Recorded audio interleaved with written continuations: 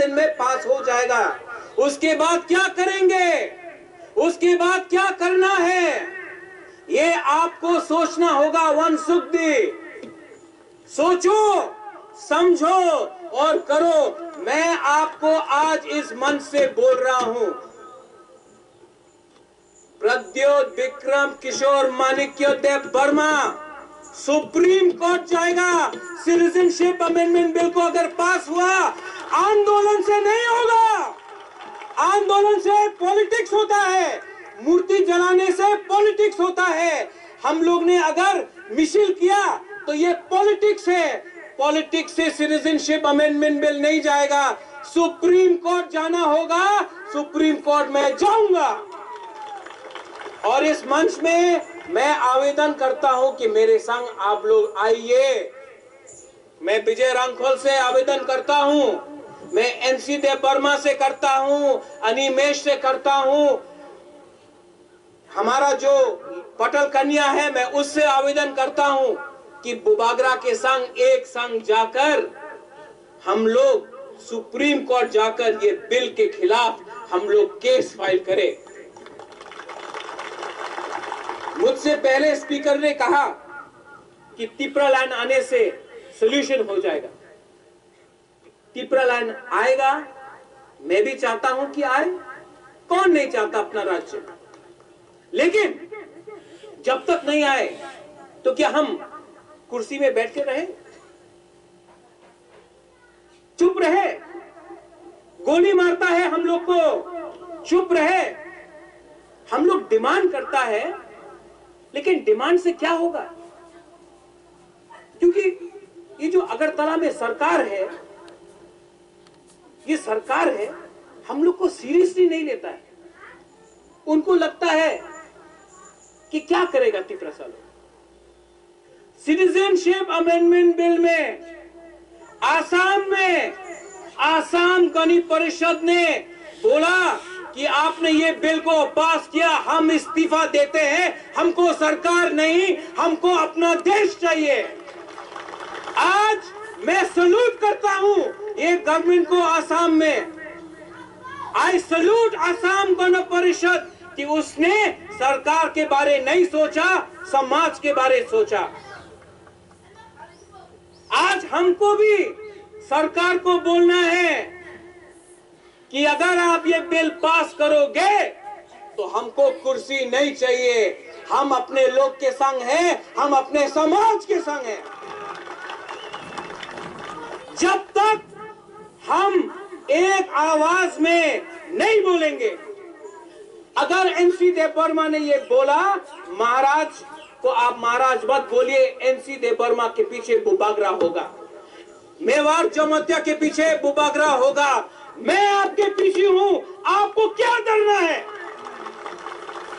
लेकिन सत्ता हमेशा नहीं रहता। 5 साल का है ये सरकार, 5 साल का है ये सत्ता, समाज पूरा जिंदगी रहता है। ये हाँ अपना है, हाँ को मत दीजिए, सत्ता तो कल चला जाएगा, हाँ अगर चला गया तो कभी वापस नहीं आएगा।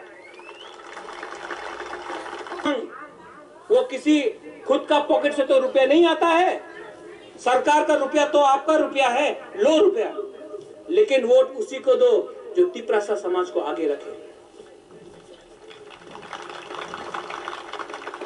यहां में मैं कोई कांग्रेस, आईएनपीटी, आईपीएफटी, एनसीटी, टीपीएस के बारे में बात करने नहीं आया हूं, मैं तिपरासा समाज के बारे में बात करने आया हूं। और मैं नहीं डरता हूं कि कोई मेरे संग है या नहीं। शेख हसीना राजमाता का अच्छा दोस्त है। शेख हसीना ने क्या बोला? महारानी, कल अगर हिंदू, क्रिश्चियन, तिपरासा, बुद्धिस्ट, चकमा अगर बांग्लादेश से इंडिया चला जाए तो हमारा वोट तो खत्म है। एक तरफ में इंडिया बोलता है कि शेख हसीना इंडिया का बंधु है, शेख मुजीबुर रहमान का बंधु है, और एक तरफ में बोलता है कि हिंदू, क्रिश्चियन, सब खतरे में है, शेख हसीना उनको रक्षा नहीं दे सकता, हिंदुस्तान आ जाइए, हिंदुस्तान आ जाइए। शेख हसीना खुद बोला ये क्यों हो रहा है? अगर हमको जो हमारे बंगाली भाई बहन है, जो चकमा है, जो मुस्लिम है, जो तिपरासा खागराछोरी में है, जो क्रिश्चियंस है, उनके बारे में हमको सोचना चाहिए। आप जाके बोलिए, हम लोग कोई जाति धर्म का खिलाफ तो नहीं। अगर पाकिस्तान बोलता है कि इंडिया में जितना भी मुसलमान है हम उनको पाकिस्तान ले लेंगे, तो कल यूपी, बिहार, मध्य प्रदेश, असम में आरएसएस, बजरंग दल, हिंदू वाहिनी सेना, ये सब जाकर मुसलमान को काट के बोलेंगे जाओ पाकिस्तान, तुम्हारा जगह पाकिस्तान में है। आज हिंदुस्तान ने बोल दिया, नरेंद्र मोदी ने बोल दिया, सब जो हम लोग के बंगालीज हैं, इस मूर्ति को ऐसे ही रहने दीजिए, क्योंकि ये मूर्ति हमको याद दिलाएगा जिस दिन हम लोग ठंडे हो गए ना,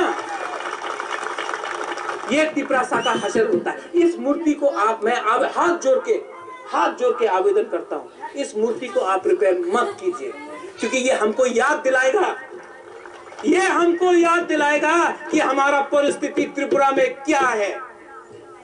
मेरा दिल में खराब, मुझे दिल से खराब लगता है कि मेरे ग्रैंडफादर के मूर्ति को तोड़ा, लेकिन मुझे दिल से खराब क्यों लगता है कि आज एकता हमारे तिपरासा समाज में नहीं।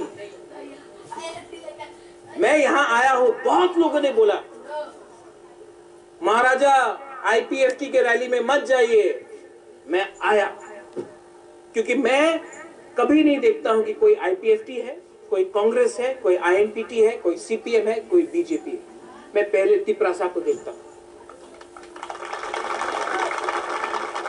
और शायद कोई बोलेगा कि महाराजा इमेच्योर है, उम्र कम है, सोचता नहीं है।